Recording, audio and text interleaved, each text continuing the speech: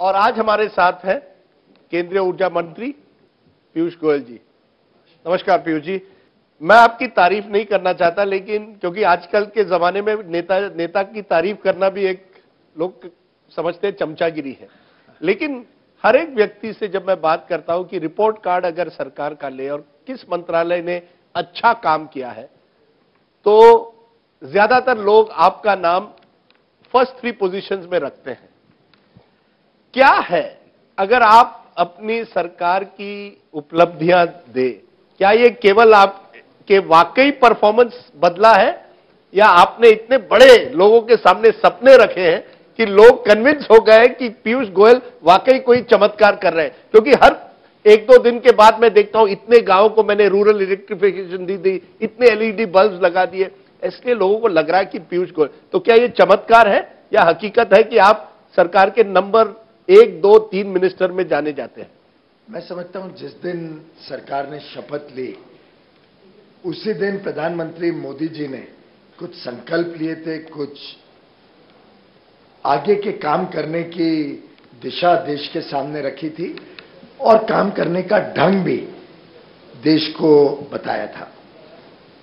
पूर्व में सरकारों ने किस प्रकार से देश में विकास किया, पूर्व में सरकारों ने के काम में कितनी कमियां रह गई, उसको जब हम देखते हैं तो स्वाभाविक है कि आज के काम उसके सामने बहुत ही तेज गति से दिखेगा मेरे मंत्रालय में। लेकिन मैं आज भी संतुष्ट नहीं।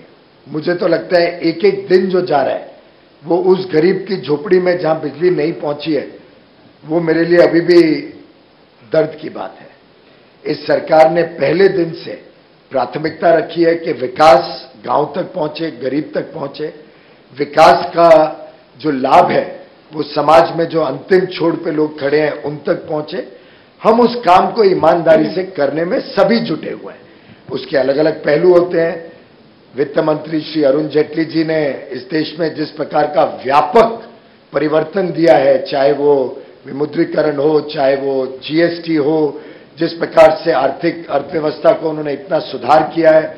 निर्मला सीतारमण जी ने जिस प्रकार से देश के भीतर और देश के विदेश में प्रोत्साहन दिया है आयात निर्यात को। धर्मेंद्र प्रधान जी ने जिस प्रकार से उज्ज्वला योजना के माध्यम से गांव के गरीब से गरीब महिला और माता बहनों के जीवन में परिवर्तन किया है। नितिन गडकरी जी ने जैसे सड़कों में एक विस्तार रूप से प्रगति की है। मैं समझता हूं इस मंत्रिमंडल का एक एक व्यक्ति अपने काम में जुटा हुआ है। ये हकीकत है या सपना है? क्योंकि आपने जिक्र किया निर्मला सीतारमण का। आप देखिए एक्सपोर्ट्स डिक्लाइन हुए हैं ज्यादातर महीने पर महीने। आप कह रहे हैं अरुण जेटली का प्राइवेट सेक्टर कैपिटल फॉर्मेशन देखिए, barely 2%, 2% से ही आगे बढ़ा है। मैन्युफैक्चरिंग भी बढ़ नहीं रहा है। नौकरियों में देखा गया है जॉब क्रिएशन नहीं हो रहा है। तो इसीलिए मैं पूछता हूं कि ये सपना आप लोगों के सामने रख रहे हैं। आपके मंत्रालय में जरूर स्टैटिस्टिक्स आपके सपोर्ट में है, लेकिन अगर आप कहें कि पूरी तरह से कोई चमत्कार हुआ है तो लोग यही समझते हैं ये कोई जुमला है या वाकई हकीकत। मैं इसीलिए कई बार पत्रकार मित्रों को भी बताता हूं कि अच्छा रहेगा कि कुछ कमेंट करने के पहले थोड़ा रिसर्च कर लिया करें, थोड़ी जानकारियां सुधार लिया करें, थोड़ी अपने खुद को भी एजुकेट कर लिया करें, तो शायद आप लोग के लिए भी बहुत अच्छा रहेगा। आपने निर्मला सीतारमण जी के एक्सपोर्ट का जिक्र किया। अच्छा रहता अगर आप स्टडी करते कि जो एक्सपोर्ट में डिक्लाइन हुआ है उसका प्रमुख कारण क्या था। प्रमुख कारण यह था कि पेट्रोलियम प्रोडक्ट्स और गोल्ड और डायमंड ज्वेलरी जो एक बहुत बड़ा अंश रखते हैं एक्सपोर्ट का, उसके इनपुट कॉस्ट्स में इतना कमी आई कि स्वाभाविक है कि वैल्यू ऐड करके उसका एक्सपोर्ट भी गिरेगा। तो जब हम पूरे परिप्रेक्ष्य में देखें तो आपको ध्यान में आएगा कि इस 3 वर्ष में एक्सपोर्ट भारत में नहीं पूरे विश्व में गिरा, क्योंकि कमोडिटी प्राइसेस या गोल्ड प्राइसेस सबड्यूड थी। लेकिन आप ये भूल गए कहना कि जो ट्रेड डेफिसिट 3 वर्ष पहले था और आज जो लगभग हम करंट अकाउंट सरप्लस पे पहुंच गए हैं और ट्रेड डेफिसिट बहुत भारी मात्रा में कम हुआ है, प्रमुखता वो विषय देखने वाला होता है, वो आंकड़ा इंपॉर्टेंट होता है कि ट्रेड डेफिसिट फिगर का है। अगर इंपोर्ट प्रोडक्ट प्रोसेस करके एक्सपोर्ट होते हैं और इंपोर्ट कॉस्ट ही कम हो गया तो स्वाभाविक है कि उसका एक्सपोर्ट भी कम होगा। लेकिन जो हमारे भारत के आधारभूत एक्सपोर्ट्स ऑटो कंपोनेंट्स हैं, इस प्रकार के अलग अलग इंजीनियरिंग गुड्स हैं, इसको जब देखें तो भारी वृद्धि हो रही है। पिछले वर्ष लगभग 16% वृद्धि हुई। मार्च अप्रैल के आंकड़े देखो तो शायद 20% वृद्धि हुई। मार्च अकेले में ओवरऑल एक्सपोर्ट्स में 24 या 27% वृद्धि हुई। प्राइवेट तो सेक्टर कैपिटल स्पेंडिंग तो 2% ही राजीव है। जी, आपके हर विषय का जवाब मैं दे सकता हूं क्योंकि आपने तो उसके पीछे मेहनत करके कोई रिसर्च किया ही नहीं है। मैं आपको रिसर्च बेस्ड आपको उसका जवाब दूंगा। Private sector investment, private sector investment के लिए जो मेन क्राइटेरिया है, मेन रिक्वायरमेंट है, वो ये है कि जो सेक्टर्स में ऑलरेडी स्ट्रेस हुआ है, उस स्ट्रेस को जब तक आप सॉर्ट आउट नहीं करें तो नया इन्वेस्टमेंट नहीं आएगा। अगर बिजली का क्षेत्र देख ले मेरा, अगर अनाप शनाप इन्वेस्टमेंट पहले नहीं किए गए होते, जो उस समय के डिमांड और सप्लाई को मद्देनजर रखते ही नहीं थे, जो अनरियलिस्टिक कैपेसिटीज क्रिएट हो गई, जिसके कारण 1.5 लाख करोड़ के स्ट्रेस्ड एसेट्स आज भी उस सेक्टर में हैं। क्योंकि जब देश को जरूरत थी 100 की, आपने देश के सामने एक नीति आयोग, उस समय का जो प्लानिंग कमीशन था, योजना आयोग था, उसने अनाप शनाप प्रोजेक्शंस बनाए, सैकड़ों की संख्या में पावर प्लांट लग गए और आज ये स्थिति है कि बैंक में बड़ी मात्रा में एनपीएस हो गए। अब कौन उसमें इन्वेस्ट करेगा जब तक पुराना डिमांड मेकअप होके वो सब सेक्टर का यूटिलाइजेशन नहीं हो। तो मैं तो समझता हूं अच्छी बात है कि इस सरकार ने कभी कोई बैंक के ऊपर दबाव नहीं डाला, कभी इस सरकार के कोई मंत्री से बैंकर को फोन नहीं किया कि राजदीप सरदेसाई को लोन दो, अंजना जी को लोन दो, राहुल कंवर को लोन दो। हमने बैंकों को कहा जो सही प्रोजेक्ट है, जो रियली डिमांड सप्लाई के हिसाब से कैपेसिटी देश को चाहिए, जो ईमानदार प्रमोटर्स हैं, जो प्रमोटर्स अपने लोन में से ही अपनी इक्विटी नहीं खड़ी करके जिस प्रकार से कई वर्षों तक चला, जिसके कारण आज हम जो एनपीएस रिकॉग्नाइज कर रहे हैं, और ये वास्तव में अरुण जेटली जी की बड़प्पन था, प्रधानमंत्री मोदी जी का बड़प्पन था कि हमने असलियत को देश के समक्ष हर चीज में रखा। ये लोन कोई हमने नहीं सैंक्शन किए, ये लोन सब यूपीए के समय के हैं, पहले के लोन्स हैं, लेकिन इसको पहले एवरग्रीनिंग करते थे, छुपाया जाता था, नया लोन देके पुरानी चीज छुपाई जाती थी। हमने कहा असलियत देश के सामने होनी चाहिए। और जहां तक आपने कहा आंकड़ों की बात, अलग अलग विषयों का आपने कहा, हमारा कोई भी काम ऐसा नहीं है जो फाइलों में रहता है। हमारा सब काम जनता के समक्ष पारदर्शिता से जनता के सामने रखा जाता है। इतने मोबाइल ऐप्स, इतने वेबसाइट्स पे जो डेटा इस सरकार ने दिया है, लगभग आरटीआई की जरूरत ही खत्म सी हो गई है। वैसे तो मुझे लगा था कि मैं बिजली पर ही आपसे सवाल करूंगी, लेकिन चूंकि अब मामला इतना गर्म हो गया है, तो ये विपक्ष का आरोप था कि डीमोनेटाइजेशन यानी नोटबंदी आपने इसलिए किया ताकि बैंकों को किसी तरह से बचाया जा सके। चूंकि आप बहुत अच्छे से फाइनेंस और बैंक्स को समझते हैं, तो क्या इस आरोप में दम है कि बैंकों को उस समय ऐसी परिस्थिति में थे वो आईसीयू में कि पैसा वापस लाना लोगों से जरूरी हो गया? तो मतलब एक तरीके से विपक्ष तो हमारी सराहना ही कर रहे हैं हमारे काम की, और जो उन्होंने बैंकों की स्थिति बनाई थी अपनी सरकार में और बैंकों को जो खोखला कर दिया था, जो आज सामने आ रहा है देश के, उसकी चर्चा शायद विपक्ष आज एक्नॉलेज कर रहा है कि उन्होंने बैंकों की स्थिति इतनी खराब बना दी, जो आज हमारे सामने एक विरासत के रूप में आई है। लेकिन विमुद्रीकरण का बैंकों की स्थिति से क्या संबंध है? वो तो जनता का पैसा था जो डिपॉजिट हुआ। आज कई उसमें से लोग हैं जिन्होंने पैसा डाला, जो आज बता नहीं पा रहे हैं पैसे का सोर्स क्या था, जिनके ऊपर उचित कार्रवाई हो रही है। जो ये देश चाहता था कि भ्रष्टाचारियों के ऊपर, काला धन रखने के ऊपर कार्रवाई होनी चाहिए। देश खुश है कि बेनामी ट्रांजैक्शन प्रॉपर्टीज एक्ट, बेनामी प्रॉपर्टीज एक्ट जो 28 साल पहले पारित हुआ था, उसको यूपीए की सरकार को कभी ध्यान नहीं आया कि उसको इंप्लीमेंट करना चाहिए, जो अब हमारी सरकार इंप्लीमेंट कर रही है, नोटिफाई कर रही है। तो विमुद्रीकरण के कारण कोई बैंकों की स्थिति में फर्क नहीं पड़ा। वो पैसा बैंकों में आया, अब लोगों को उसका जवाब देना पड़ रहा है, और जिसका ईमानदार पैसा था उनको फिर विड्रॉल करने की आज की तारीख तक आज तक आपने कोई व्यक्ति जो अर्थव्यवस्था और बैंकिंग नहीं समझता है उसी का आरोप हो सकता है। आप नाम बताए तो मैं जरूर उसको फोन करके पीयूष जी आज की तारीख भी हमें पता नहीं है कि रिजर्व बैंक को में पैसा आया कितना। बार बार हमें पहले कहा गया था 31 मार्च तक पता चलेगा, अब हम मई में महीने में आ गए हैं। क्यों नहीं बताते देश को कि वाकई कितना पैसा आया है? देखिए, रिजर्व बैंक का काम तो रिजर्व बैंक के ऊपर हमने विश्वास रखना चाहिए। आज एक देश के बहुत अच्छा रेगुलेटर है जिसने देश में वर्षों से एक प्रकार से भारत की अर्थव्यवस्था पे अच्छी निगरानी रखी है, बैंकिंग सिस्टम पे निगरानी रखी है। हमने सम्मान किया है रिजर्व बैंक का। हर एक चीज में रिजर्व बैंक को जिस प्रकार से वो काम करते हैं हम उसको अप्रिशिएट करते हैं। फ्रीडम दी है आपने? फ्रीडम है रिजर्व बैंक की। क्योंकि ये कहा जा रहा है मोदी सरकार में रिजर्व बैंक को कोई फ्रीडम नहीं थी। ये कहा जा रहा है, ये आपका व्यू है। ये कई कमेंटेटर्स हैं, उनका कहना है। कमेंटेटर्स को पूरा अधिकार है कहने के लिए, लेकिन अगर रिजर्व बैंक को हम अपने हिसाब से चलाना चाहते तो मेरी तो सबसे पहले तीव्र इच्छा है कि 2% ब्याज के दर कम होने चाहिए। मैं समझता हूं हमारी सरकार ने सम्मान किया। मॉनेटरी पॉलिसी कमेटी बनी है। मॉनेटरी पॉलिसी कमेटी ने पिछले 2 मॉनेटरी पॉलिसी स्टेटमेंट्स में कोई ब्याज को घटाया नहीं। उल्टे बॉन्ड मार्केट में तो ब्याज के दर बढ़े ही हैं, लेकिन हमारी सरकार ने कोई दखल अंदाजी नहीं की। हम समझते हैं रिजर्व बैंक अपने हिसाब से ठीक कर रहा है। कुछ चीजों में उनका अनुमान गलत हो सकता है तो ठीक कर लेंगे। रही बात अंजना जी, आपने जो कहा नोटों का, आपको कुछ अंदाजा लगाना चाहिए कि नोट कितने थे 500 और 1000 के, कितने करोड़ नोट वापस आए हैं।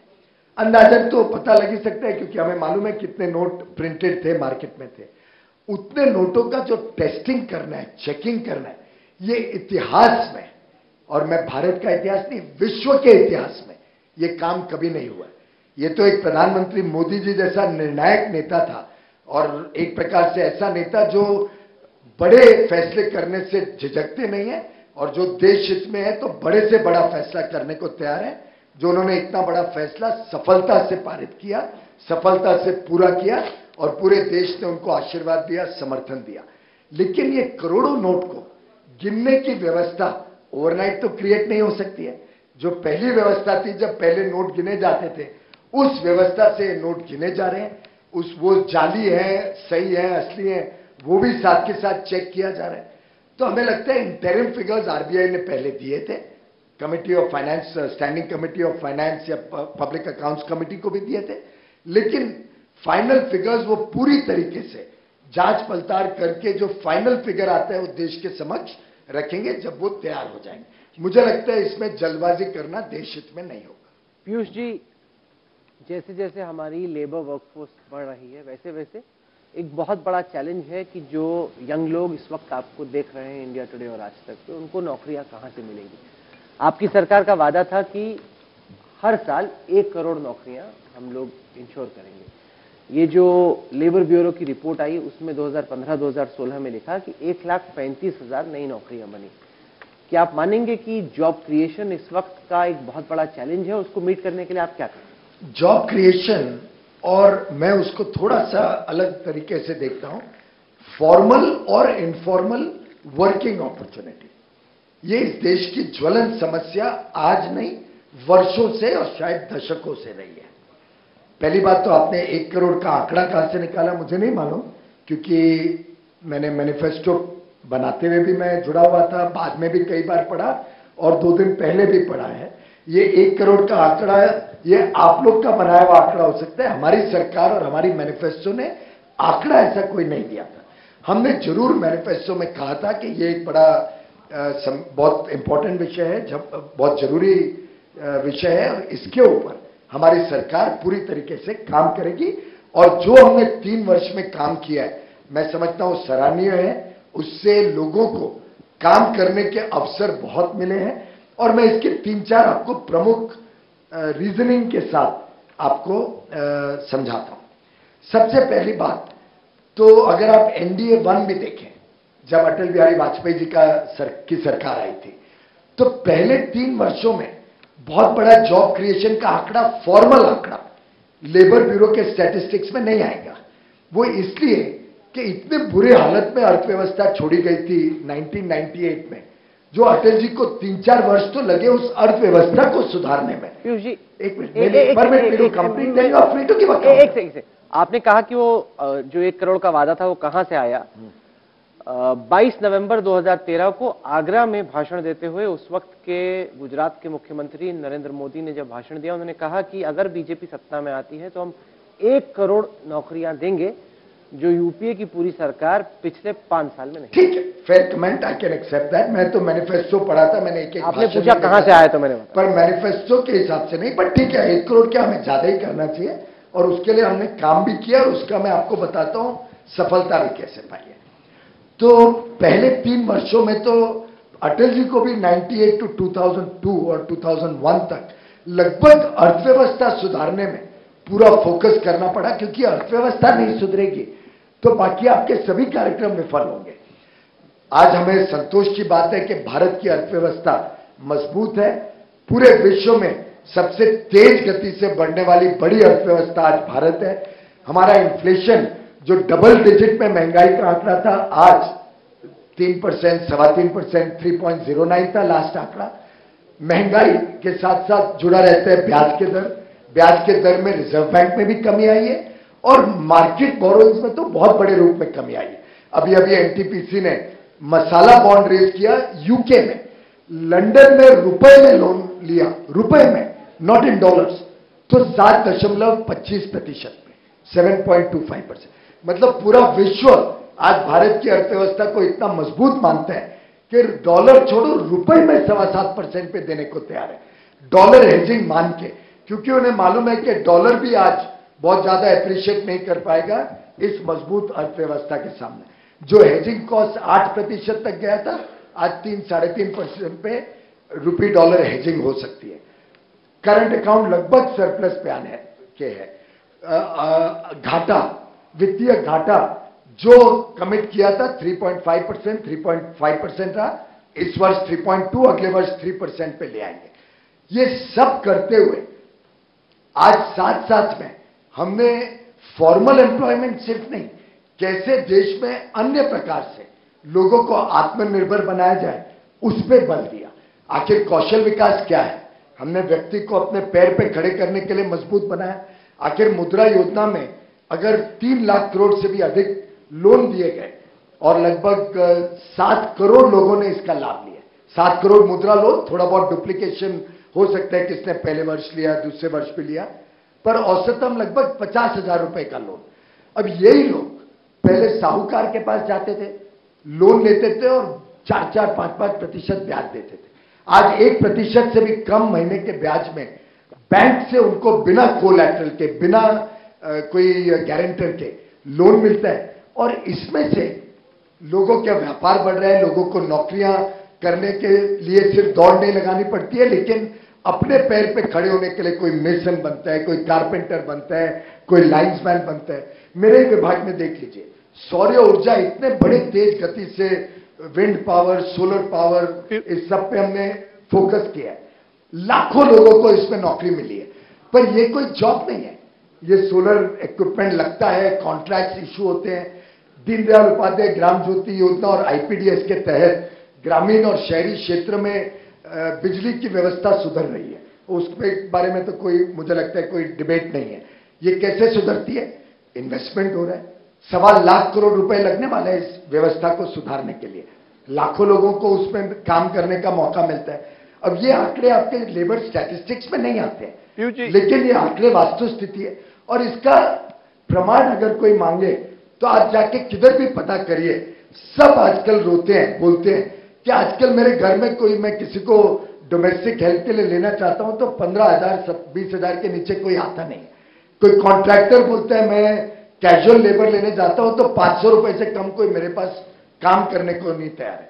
मैं समझता हूं इससे बड़ा प्रमाण क्या हो सकता है कि लोगों को आज काम है, लोग अच्छी कमाई कर पा रहे हैं, जिसकी वजह से वो आज कॉन्ट्रैक्टर के 500 रुपए की नौकरी के लिए भी जाने को तैयार नहीं। पीयूष जी, मैं एक बार फिर बिजली के क्षेत्र में आता हूं। आपने एक बड़ा अच्छा स्कीम शुरू किया, उदय। एक तरह से जितने भी जो स्टेट इलेक्ट्रिसिटी बोर्ड्स हैं उनके जो लॉसेस है, किस तरह से एक प्रॉफिटेबल या कम से कम वायबल कंपनी बनाई जाए, इसके लिए एक बड़ा अच्छा स्कीम था। लेकिन मैं आपके पहले जो पावर मिनिस्टर हुआ करते थे उनसे बात कर रहा था, वो कह रहे थे ये सब यूपीए के स्कीम्स हैं, केवल नए नाम लेकर पीयूष गोयल और एनडीए ये स्कीम जनता के सामने ला रहे हैं। हमारे पास भी एक फाइनेंशियल रिस्ट्रक्चरिंग का प्लान था, और ये अक्सर मैं देखता हूं एक क्रिटिसिज्म आपकी सरकार की आती है, जितने भी अच्छे प्रोग्राम्स है यूपीए कहती है हम भी कर रहे थे, लेकिन पीयूष गोयल वक्ता हमसे अच्छे हैं और मार्केटियर हमसे अच्छे हैं। तो क्या वाकई उदय स्कीम से एक बिल्कुल ट्रांसफॉर्मेशन आई है? क्योंकि अभी भी कई राज्य हैं जो फ्री इलेक्ट्रिसिटी देते हैं, किसानों को फ्री इलेक्ट्रिसिटी दे देते हैं। क्या वाकई आपको लगता है सब स्टेट डिस्ट्रीब्यूशन कंपनीज अब फाइनेंशियली वायबल होने लगे हैं? मैं इसका जवाब देता हूं, लेकिन 3 बिंदु। पहली बात तो आपके मुंह से कुछ तारीफ किसी ने की और आपने मुझे बताया, ये अपने आप में एक बड़ा चमत्कारी काम। दूसरा, आपने ज्योतिरादित्य के लिए बेचारे के लिए कठिनाई कर दी। अगर उसके लीडर्स नहीं वो देखेंगे कि उसने मुझे अच्छा वक्ता और ज्यादा अच्छा मान लिया तो बेचारे का करियर ना खराब हो जाए। और तीसरा, again back to research, I am sure you also have some people जो पावर सेक्टर को, ऊर्जा विभाग को समझते होंगे। उनको तो समझ में आना बड़ा मुश्किल है। इसका जवाब तो मैं floor of the house Lok Sabha में दे चुका हूं, जब इन्होंने ऐसा ही कुछ कोशिश की थी कहने की। और जो आंकड़े मैंने सामने रखे और जो वास्तविकता रखी, उसमें शर्मिंदा होकर मुझे लगता है उस दिन के बाद कभी प्रश्न नहीं पूछा मुझे लोकसभा में। शायद उनकी पार्टी से ही प्रश्न पूछने बंद हो गए। आप जरा लास्ट सेशन का देखिए, बड़ा इंटरेस्टिंग है। कोई प्रश्न ही नहीं पूछते कांग्रेस से मुझे ज्यादा। मल्लिकार्जुन खड़गे जी ने एक बार पूछा था, बड़ा शर्मिंदा होकर बैठना पड़ा था। पर उदय की बात, पहली बात तो सबसे पहले कल्पना फाइनेंशियल रिस्ट्रक्चरिंग की सुरेश प्रभु ने की थी। इतना बढ़िया स्कीम लाए थे 2002-03 में, जो 2007-08 तक इस देश के सभी डिस्कॉम्स को बहुत अच्छी स्थिति में ले आया था। 7-8 के बाद पॉलिटिक्स ओवरटुक इकोनॉमिक्स, और राजनीतिक कारणों से यूपीए और कई राज्य सरकारों ने, और मैं गिनूंगा तो आपको ध्यान में आएगा लॉसेस कहां है देश में। अधिकतम लॉसेस अगर किधर हैं, सबसे ज्यादा 2008 से 13 गहलोत जी की सरकार कांग्रेस की।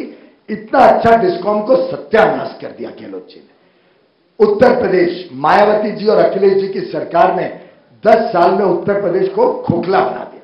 अखिलेश जी तो चुनाव में आपने सुना, बड़े गर्व से कहते थे कि मेरी देखिए सरकार कितनी अच्छी है, मैंने तो कटियाबाज और बिजली चोरों पे भी कभी कोई कार्रवाई नहीं की। बीजेपी सेना ने महाराष्ट्र की ऊर्जा स्थिति को खत्म कर दिया था 1995 और 99 के बीच, ये भी आप जानते हैं। मुझे ऐसा इतना इतिहास आपका सर एनरॉन आप जानते हैं, आप इतिहास में, आप भूतकाल में रहते हैं। नहीं, मैं कह रहा हूं आज और भविष्य में रहता हूं। मैं कहता हूं हर राज्य सरकार ने ऊर्जा के सेक्टर में। तीसरा सबसे खराब स्थिति मिली थी हरियाणा की। हरियाणा में हुड्डा जी ने जो 10 साल में हरियाणा को खोखला किया, और चौथी थी तमिलनाडु की।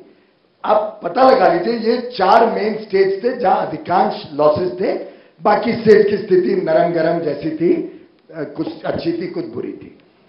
उदय पहली बार, और मैं बड़े दावे से, गर्व से और हर्ष से कहता हूं कि प्रधानमंत्री मोदी जी ने कहा ये पैचअप बैंडेज नहीं चाहिए मुझे एक होलिस्टिक संपूर्ण स्थिति को समझने के बाद एक ऐसा प्रोग्राम होना चाहिए जो आज नहीं, 4 साल नहीं, पर इतिहास तक भारत की ऊर्जा विभाग को अच्छी तरीके से चला सके।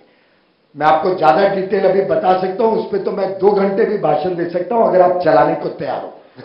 सिर्फ उदय पे 2 घंटा, और मैंने खुद पूरे देश के विशेषज्ञों के साथ 2-2, 3-3 घंटे प्रेजेंटेशन किए।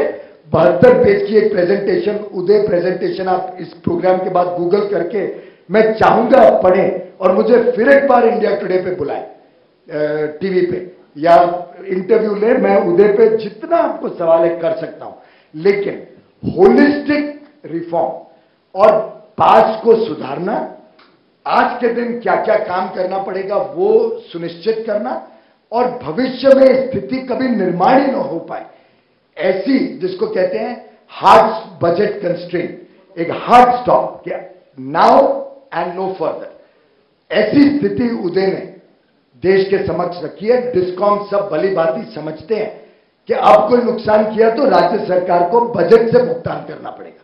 और आपको जान के खुशी होगी, तमिलनाडु जो 10,000 करोड़ से भी अधिक 13,000 करोड़ लॉस करता था, पिछले वर्ष उन्होंने लॉस को आधा किया। इस वर्ष 3,000 करोड़ करेंगे, या शायद इस वर्ष ही उनकी उम्मीद है कि पिछले वर्ष 4,000 करोड़ था, इस वर्ष ब्रेक इवन करेंगे। राजस्थान 15,000 करोड़ का लॉस वसुंधरा जी को विरासत में मिला कांग्रेस सरकार से। वो लॉस आधा हो गया, इस वर्ष चौथाई रह जाएगा, अगले वर्ष वो भी प्रॉफिट में आएंगे। हरियाणा के 2 डिस्कॉम में से 1 डिस्कॉम ऑलरेडी प्रॉफिट में आ गया, दूसरे में अगले वर्ष तक प्रॉफिट आ जाएगा। उत्तर प्रदेश सरकार हमें मात्र 2 ही महीने मिले हैं, लेकिन मुझे पूरा विश्वास है माननीय योगी जी के बहुत तेजस्वी और बहुत ही संवेदना रखने वाले नेतृत्व में, जो गरीबों की चिंता करते हैं, किसानों की चिंता करते हैं, उत्तर प्रदेश सस्ती बिजली किसानों को और गरीबों को देने के साथ साथ चोरी रोक के और ईमानदार व्यवस्था उत्तर प्रदेश में लाके उत्तर प्रदेश की भी डिस्कॉम को हम अगले वर्ष तक प्रॉफिट में ले। आपने जीएसटी के तहत कहा है कि लोअर हो रहा है टैक्स कोल पर, तो पावर टैरिफ घटेगा, तो क्या आने वाले दिनों में बिजली की कीमत घटेगी? और आप एक ऐसे मंत्री हैं जो अपने डेडलाइन को वापस खींच रहा है। 2022 पहले कहा था, अब आप कह रहे हैं 2018 या 19। तो हम अपना कैमरा भेज दे छोटे छोटे गांव में, रिमोट जगहों पर। आप कह रहे हैं कि every power in every house hold, मतलब हर घर में बिजली। अंजना जी, कभी मेरे प्रेस कॉन्फ्रेंस में भी आया करिए। मैंने 19 तारीख को ग्रामीण विद्युतीकरण पे विस्तार से 2.5 घंटे सिर्फ दिल्ली के मीडिया ने देश भर के मीडिया के साथ वाद विवाद संपर्क किया और उनसे चर्चा की। मैं वेलकम करता हूं क्रिटिसिज्म। मैं तो आप लोग से हाथ जोड़ के बोलता हूं हर पत्रकार को, और उस दिन की भी क्लिपिंग जरा जनता को दिखा देना। मैंने सबसे दरख्वास्त की कि आप मेरे सबसे ज्यादा हित चिंतक हैं। मैं क्यों इतने मोबाइल ऐप सब देश के सामने रखता हूं? मैं चाहता हूं आप सब मेरे ऐप्स को पढ़ें, देखें, आपकी भी एजुकेशन होगी, आपको भी कुछ थोड़ी इंफॉर्मेशन मिलेगी, और आप जरा गहराई से उसमें एक एक नुक्स निकालें। आपने एक बड़ा कई नुक्स तो मुझे आप लोग से मालूम पड़ते हैं। पीयूष जी, आप वो नुक्स जब मुझे मिलेंगे तो मेरा काम और अच्छा हो पाएगा और जल्दी मैं सेवा कर पाऊंगा। क्योंकि मेरे लिए 2022 का लक्ष्य जरूर प्रधानमंत्री जी ने रखा, लेकिन जो वो विद्यार्थी के घर में एक एक दिन बिजली नहीं जाती है, मुझे रात को रोना आता है। क्योंकि जिस गरीब के घर में 70 वर्ष तक बिजली नहीं पहुंचती है, मुझे उसकी चिंता आज होती है। यहां तक कि जहां आज भी ग्रिड नहीं पहुंच पा रहे, हम उनको एक बढ़िया सोलर यूनिट दे रहे हैं। अरुणाचल में तो 300 वॉट का, क्योंकि सौर ऊर्जा कम है, उसमें हम 5 बल्ब दे रहे हैं, पंखा दे रहे हैं, साथ में मोबाइल चार्जिंग यूनिट दे रहे हैं। और क्योंकि इस देश ने 70 वर्ष तक उनको कनेक्ट नहीं किया, वंचित रखा, हम एक मुफ्त में टीवी भी उनको दे रहे हैं, एलईडी टीवी, जो वो रात भर आपका इंडिया टुडे चैनल देख के हमारी भी प्रतिक्रिया देख पाएंगे। आज तक और साथ साथ में हमारी उपलब्धियां भी। पीयूष जी, ये ऐप की आप बात कर रहे हैं, मैंने सुना आपके पास एक कुछ नया ऐप आया है जिसमें अनशेड्यूल्ड पावर कट्स और शेड्यूल्ड पावर कट्स, अगर मैं देखना चाहूं कि मेरे घर में कब पावर कट होगा, मैं वो ऐप प्रेस कर सकता हूं क्या? मैं आपकी मिनिस्ट्री के लिए प्रोपेगेंडा कर रहा हूं, बताइए क्या है। और मुझे और थोड़े विस्तार से चर्चा के लिए वापस बुलाना। ये क्या है ऐप? इस ऐप का नाम है ऊर्जा। ऊर्जा ऐप में हमने लगभग देश के 30% फीडर्स गुड अभी उसमें लोड कर दिए हैं, और दिसंबर तक जितने फीडर्स देश में हैं, सब फीडर्स पे मैं मोडेम लगा रहा हूं। ये भी पिछली सरकार की विफलता है। कई नहीं तो मेरे घर में अगर अनशेड्यूल्ड पावर कट हो तो ये ऐप मुझे बताएगी। कई जगह मीटर्स लगे हैं लेकिन मोडेम नहीं है, तो लोग देखते ही वो डेटा मेरे पास कंप्यूटर में आता ही नहीं है। तो अब मैं पूरे देश में जहां मीटर नहीं है, स्मार्ट मीटर लगा रहा हूं फीडर्स पे। जहां मीटर लगे हैं उसको मोडेम से कनेक्ट करके फिर ऊर्जा ऐप में दिसंबर तक हो जाए ये काम। पूरे देश के फीडर का डेटा आ जाएगा। एवरी फीडर विल रिपोर्ट कितने घंटे पावर आउटेज हुई, कितनी बार पावर कट हुई। और मेरा अखिलेश जी से वाद विवाद यही था, जब मैंने ऐप लॉन्च किया तो उत्तर प्रदेश ने वो अगस्त 2016 से डेटा ही देना बंद कर दिया। फिर अब योगी जी आने के बाद डेटा आना शुरू हुआ है। ऊर्जा ऐप में देख सकते हैं, जैसे आपका फीडर अगर ऑलरेडी उसमें है तो आपको आज भी मिल सकता है वो डेटा। अगर आपका फीडर उसमें नहीं है, क्योंकि तो मैंने आज कोशिश की, मुझे मिला नहीं, तो आपके फीडर पे शायद दिल्ली सरकार ने अभी तक मोडेम लगाया नहीं होगा। पर राज्य सरकारों को मैं निरंतर निगरानी रखता हूं। अभी 2 दिवसीय मेरी 3-4 मई को पावर मिनिस्टर्स के साथ 6ठी बैठक हुई, और ये तो सामूहिक 6ठी बैठक 3 वर्ष में। एक के साथ तो मेरी लगभग हर महीने 2 महीने में एक हो जाती है। ये बात अलग है कि उत्तराखंड, हिमाचल प्रदेश, इनके मुख्यमंत्रियों ने 3 साल में मेरे साथ एक भी बार संपर्क करके कुछ विस्तार से योजना डिस्कस नहीं की थी। उत्तराखंड एक बार कुछ डिमांड लेके आए थे वीरभद्र सिंह जी भी शायद एक बार आए, मुझे याद नहीं है। वो इतने घिरे हुए हैं तकलीफों में, उनको ऊर्जा से क्या लेना देना, ऊर्जा और विकास उनके लिए आज प्रतिबद्धता रखता ही नहीं है। तो वो एक सवाल छूट गया, जीएसटी के बाद या बिजली सस्ती, समय के सीमा आप लोग के पास है, मैं आया हूं आपसे पूरे विस्तार से चर्चा कर। जीएसटी के बाद चूंकि कोल पर टैक्स घटेगा, क्या हाँ, पावर टैरिफ बिजली सस्ती होगी? जरूर उसका लाभ सीधा बिजली कंपनी और बिजली कंपनियों से देश के डिस्कॉम्स को होगा, और मैं सभी डिस्कॉम्स को अनुरोध करूंगा कि वो ये लाभ कंज्यूमर तक पहुंचाएं। ये प्राइसिंग कंज्यूमर को क्या होगी, ये स्टेट और स्टेट के रेगुलेटरी बॉडीज के हाथ में है। केंद्र सरकार उसमें कुछ जबरान नहीं कर सकती, जबरदस्ती नहीं कर सकती। राजदीप जी को लगता है हम हर चीज में अपना जबरदस्ती कर सकते हैं, पर अब तक उनकी गलतफहमियां दूर नहीं हुई है। 3 वर्ष हो गए, आस्ते आस्ते हो जाएंगे, उनको भी समझ में आएगा कि अब भाई अच्छा काम हो रहा है तो उसको अप्रिशिएट किया जाए। कब तक पीछे पड़े रहेंगे मोदी जी के और मोदी जी के? मैंने तो शुरुआत से आपका अप्रिशिएट कर रहा हूं, मैं तो आपका WhatsApp application Rajdeep, I can not lose an opportunity to put one. नहीं, ये गलत है, ये गलत है, ये आप राजनीति कर रहे हैं। अगर ये गलत है तो जो आपने इतने साल किया वो अच्छा था। चलिए, कि कोई डिमोनेटाइजेशन पे बेचारा समर्थन भी कर रहे हैं और आप माइक डाले और बोले कि नहीं बताओ कठिनाई कितनी हो रही है, वो अच्छा था। नहीं, आप नहीं, क्योंकि आप पर्सन में आखिर में राहुल बिफोर वी एंड, ये आप डीमोनेटाइजेशन कह रहे हैं क्योंकि आप बैंकिंग एग्जाम में क्या नंबर 1, 2 आए थे ऑल इंडिया सीए में ऑल इंडिया 1, 2 आए, तो आप सब जानते हैं, इसलिए मैं आपसे सब नहीं जानता हूं। मैं आपसे सरकार में ये कोई घमंड नहीं है कि हम सब जानते हैं, हम तो आपसे। लेकिन मैं फिर से एक लास्ट बार आपसे पूछूंगा, क्या वाकई आपको लगता है कि वाकई आपको लगता है कि डीमोनेटाइजेशन वाज गुड, ये अच्छी मूव थी सरकार की? नहीं थी, ऐतिहासिक परिवर्तन इस देश में लाने वाली मूव थी। स्मॉल मीडियम एंटरप्राइजेस के लिए आज जीएसटी की सफलता निर्भर करेगी कि देश की पूरी अर्थव्यवस्था फॉर्मल इकोनॉमी के साथ जुड़े। ये जो कालाबाजारी चलती थी, कई व्यापारी तो ऐसे थे बेचारे निहत्ते थे, उनको जबरदस्ती नंबर 2 का कारोबार करना पड़ता था। आखिर एक कपड़ा बाजार में 10 दुकानें, 2 लोग कर की चोरी करते हैं, वो 2 लोगों का दाम सस्ता हो जाता है, बाकी 8 निहत्ते होते थे, या तो दुकान बंद कर दें या इन 2 की तरह वो भी कर की चोरी करें। अब जीएसटी में जब होलिस्टिक डेटा कैप्चर होगा तो ऐसे सब तत्वों का डेटा भी सामने आएगा। लोगों को फॉर्मल इकोनॉमी में जुड़ने के लिए आज मोदी सरकार ने बाध्य कर दिया है, और मुझे पूरा विश्वास है विमुद्रीकरण के जो लाभ है जनता तो अच्छी तरह समझती है। जनता ने चुनाव आफ्टर चुनाव आफ्टर चुनाव नवंबर 8 से अब मई तक समर्थन आशीर्वाद प्रधानमंत्री मोदी जी को दिया है। जनता ने धन्यवाद दिया है मोदी जी का। आस्ते आस्ते एक दिन आएगा जब राजदीप जी भी उसको समझ पाएंगे और मोदी जी की सराहना और समर्थन कर पाएंगे। आपने एक तो क्या तीनों एंकर को एक तरह से चुप किया। राहुल ने बहुत कम सवाल पूछे, मैंने जब भी मैं सवाल पूछता आप मुझे टोकते हैं, सिर्फ अंजना के साथ आप सही जवाब देते हैं। महिलाओं का सशक्तिकरण ये भी हमारी एक बहुत बड़ी उपलब्धि है और इस पर हमने बहुत फोकस किया है। लेकिन हम राजदीप जी को इसमें पर्सनल नहीं है, क्रिटिसिज्म हो, आलोचना हो, हम इसका स्वागत करते हैं और मैं पर्सनली तो इससे बहुत सीखता हूं। लेकिन मैंने कई बार कहा है 2 विषय, न्यूज होना चाहिए, व्यूज नहीं, और अपना पर्सनल प्रेजुडिस नहीं, और दूसरा रिसर्च होना चाहिए। व्यक्ति जैसे आप हमसे समझते हैं, आप मुझे फाइनेंस की पूछ रहे हैं, एक्सपोर्ट की पूछ रहे हैं, पावर की पूछ रहे हैं, इतने विषय पूछ रहे हैं ना, वैसे आप भी थोड़ी मेहनत करके रिसर्च करिए तो सवाल पूछने के पहले आधी इंफॉर्मेशन आपकी भी ठीक हो जाएगी।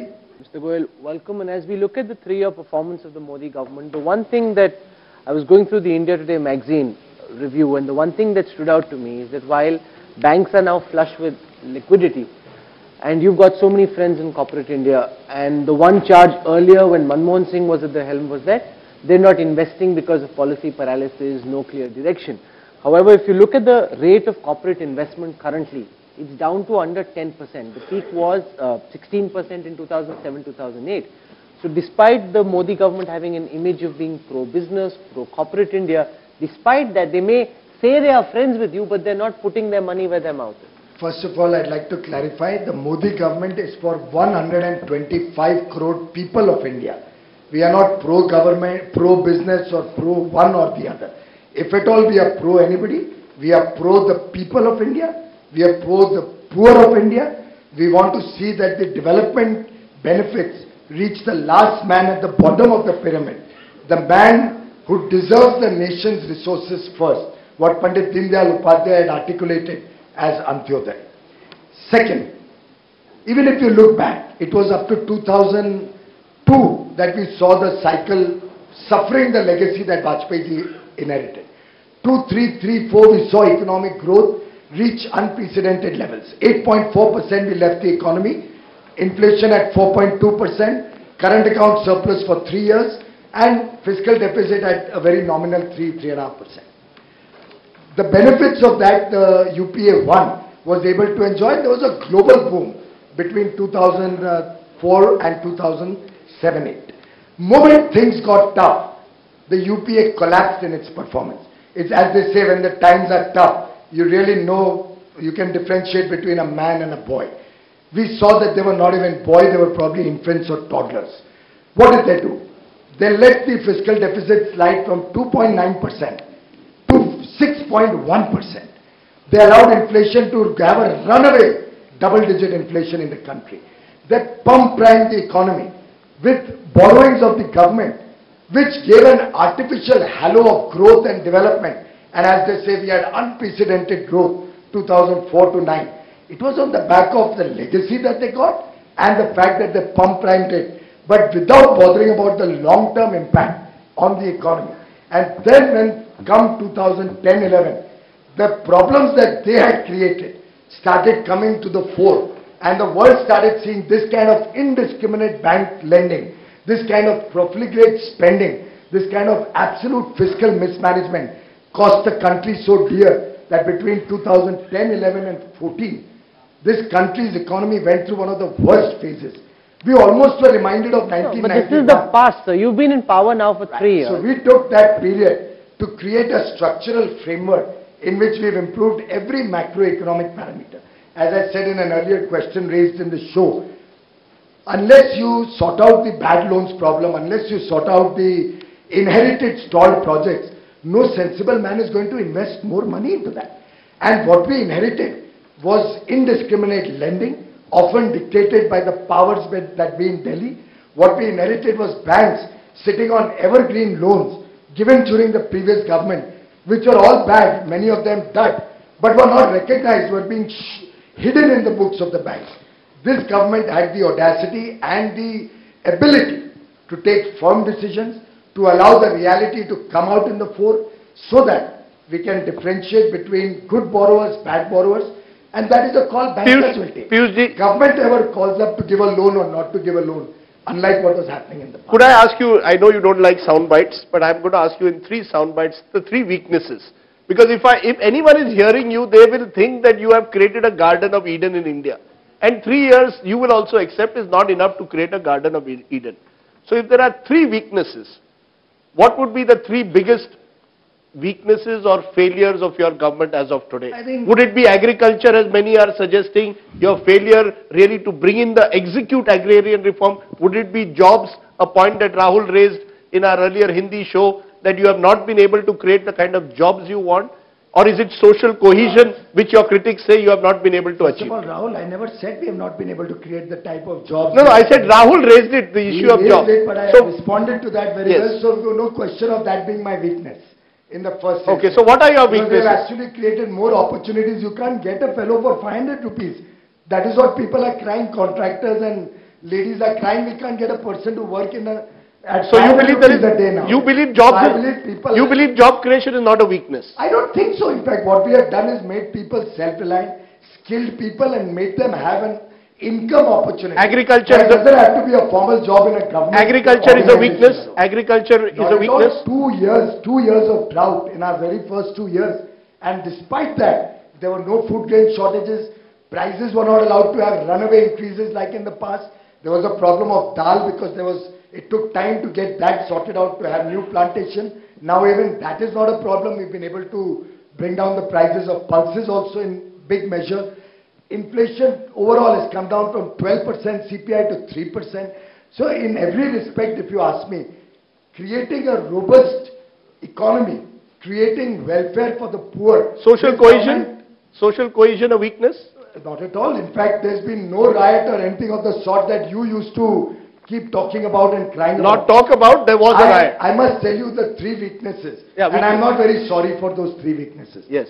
First of all, we've not been able to convert people like you and those who have already made up their prejudiced mind. Very unfair. Over so many years. Very unfair. Sadly, that in 3 years we have Very not, unfair. Sadly, Very that in unfair 3 comment. years, we have not been able to bring around people like you to understand the good work we have done. It's a big failure of my communication ability. Very fair. And I'll have to work Very on it. unfair. I said I'm not apologetic about it at all.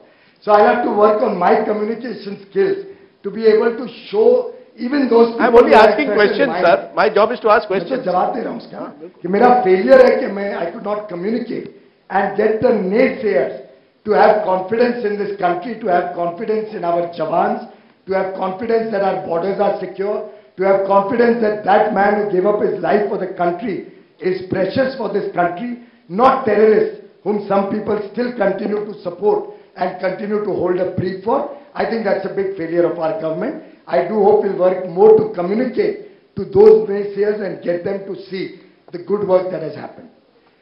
The second failure, if at all I may say so, is that I would have ideally liked to see a little more political impact of our economic agenda, for which I could have very easily done some quick fix solutions on the economy, quick fix band-aid type solutions on the economy, and everybody would have felt very good. Like what? Oh, big bang, this, that and all, what you keep asking every budget. Instead of that, what we focused was create a strong foundation in this country.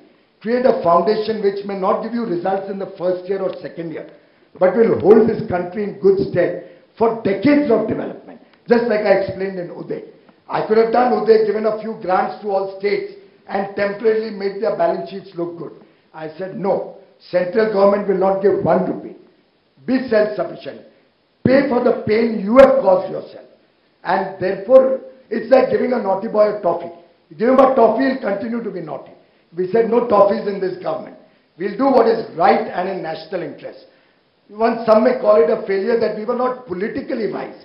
But I think what we have done is in national interest, and therefore I'm not at all apologetic about that also. And the third failure, if at all I may say, since you wanted a soundbite, is that so far we have not yet been able to make this a Congress Mukt Bharat. There are some small patches in some states. One big state they have, which probably by February we will rid them of this malaise of corruption and misgovernance. Other than that, I think they're not April, May very next year. far and wide in this country. Minister, one of the big challenges at this time, in the light of the protectionism we're seeing in the United States, is job cuts in the Indian IT sector. We're seeing virtually every marquee IT company announce several thousand job cuts. I want to understand what's the thinking within the government to deal with this new challenge, and to what extent do you believe India's IT sector will be able to overcome this problem? Well, I have read these news reports about losses in IT sector. Frankly, I have not yet got any validated data, but now that you flagged it, I'll certainly talk to all the main IT companies and try and get some validation of that data. Couple of companies whom I have talked to have actually said, no, we are on the contrary hiring more.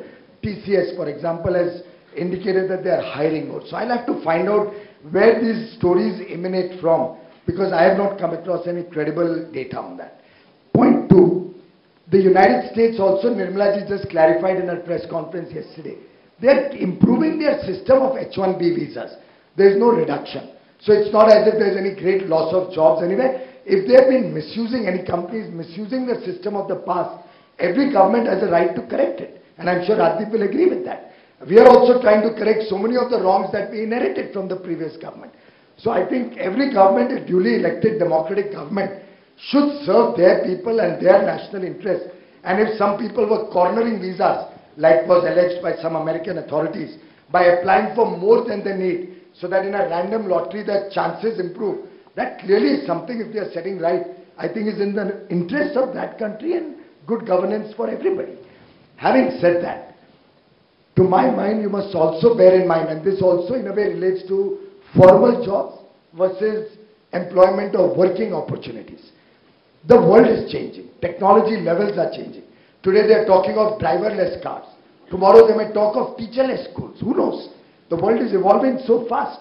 Online, so many things are available. Earlier you would probably look up 10 books to get some data. Now you have Mr. Google who gives it to you in the split second.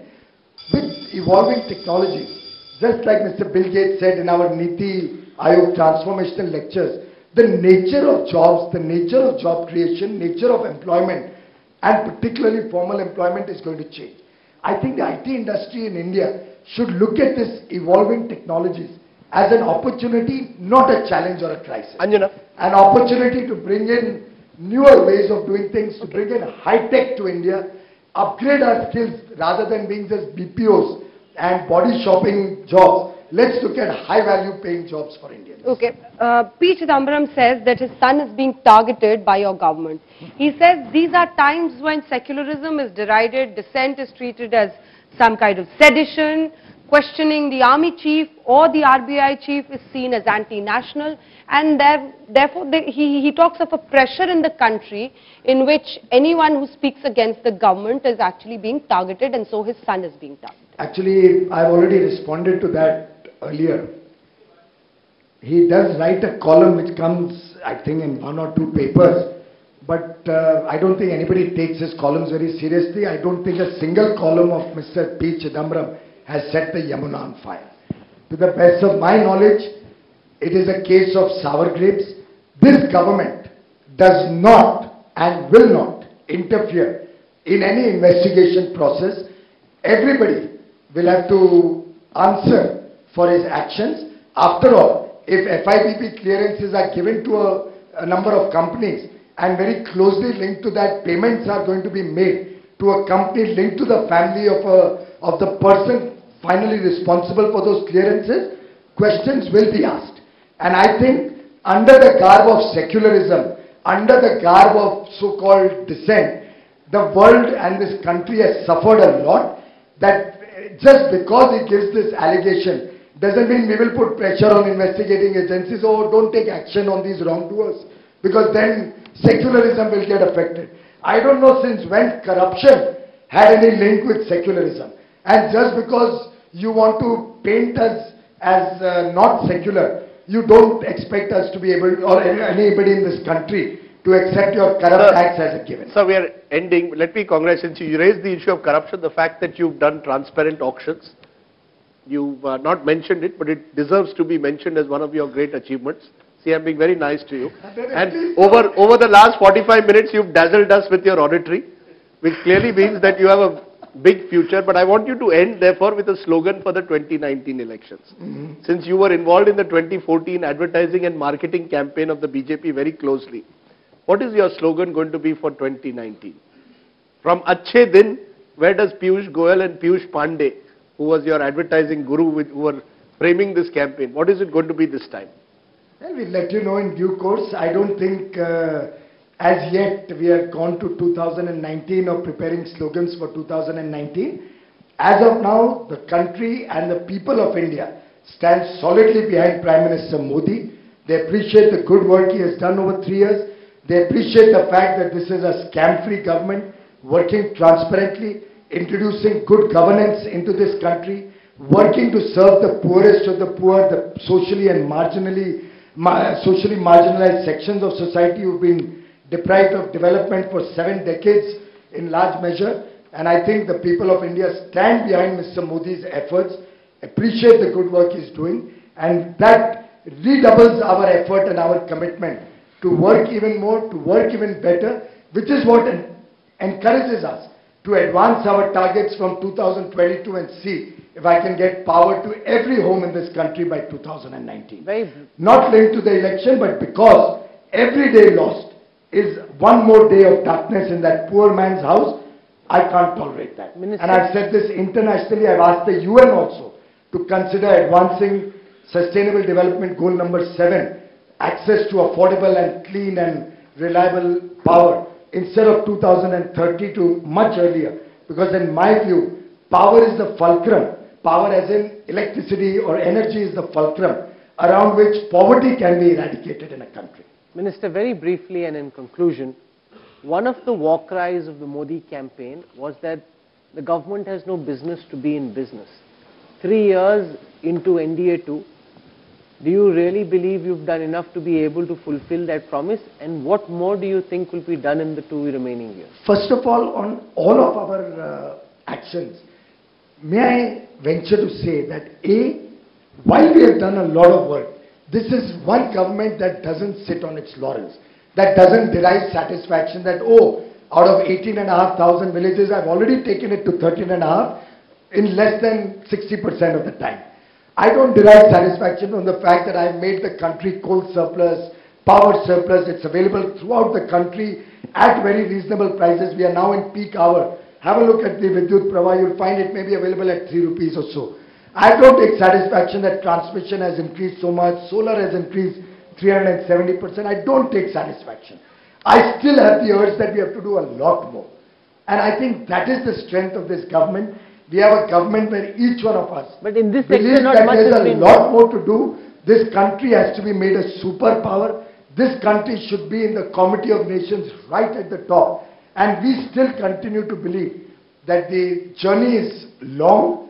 We've made some rapid strides. No, but we've done some good work. The question was about government getting out of business. As regards government getting out of business, I can give you my personal example. When I became a minister, at an average, I used to get 100 files a day. And that time I had 3 ministries, there's a 4th which got added. At that point of time, this is without parliamentary questions and without VIP references. You know what the MLAs, MPs, all public grievances that come to us. Just ministerial files. We went through a whole process of churn, and that's not over. Even now, when a file comes to me, my officers are expected to assess, does it really need to come to me? And I'm happy to share with you, today I don't get 3 or 4 files in a day from 100. We've focused on root cause analysis. We focused on setting the procedure and process right, rather than Rahul Kanwal coming to me and I say, wow, I've got him now. So I sort out your problem so that she can come next, so that Rajdeep can come next. No. When I get your problem, it will be assessed. If it needs a policy improvement, I'll do it. If you are in the wrong, I'll inform you, sorry, this policy seems to be right. Your case doesn't fit into the policy. We've looked at what you call structural change, structural improvement. Let me give you one perspective to that. And a very interesting example, since I handle coal. There's a committee in the coal ministry, which is the standing committee on linkages. It meets occasionally. In fact, for the last 7 years, it has not given a single linkage. And now this government has come in and we are only giving linkage through a transparent auction process. Now that committee's minutes, many years ago, used to be settled by the chairman of that committee. Minutes have to be settled by the chairman. Never went to the minister. In the erstwhile government, the minister probably realized that despite being coal minister, he was not having any powers to favor anybody. So he started insisting that I should get the minutes of that meeting. So those minutes started coming to the then minister. And I am saying this because I have been questioning when they came to me earlier. And we found this whole history. Now it doesn't come to me anymore. Then the minister realized that, oh, this is minutes are a post facto. I can at best delay it a little bit. I cannot still change it. So he said, no. Henceforth, I want to see the agenda of the meeting, so that I will decide what is discussed in that meeting. And then this system became institutionalized. When the first 2-3 times it came to me, I said, what have I got to do with this? So in my delegation of powers, we got it assessed. Initially, the secretary said, no, it has to come to you. Then I put one of my officers to study the history, and we found this out. So I said, no more will this come to me. The chairman of a committee will accept or reject the minutes if there is a policy decision, where I am the delegated authority under the rules of business. That part only will come to me for my decision. Why should a routine minute? That way we are now able to give out those minutes. In 7 days, the minutes can be finalized and are taken out, which the government has decided should be a norm for all minutes of every meeting of this government. And we are rapidly sensitizing the whole bureaucracy to be conscious about this. Thank you very much, Minister Piyush Goyal, for joining us.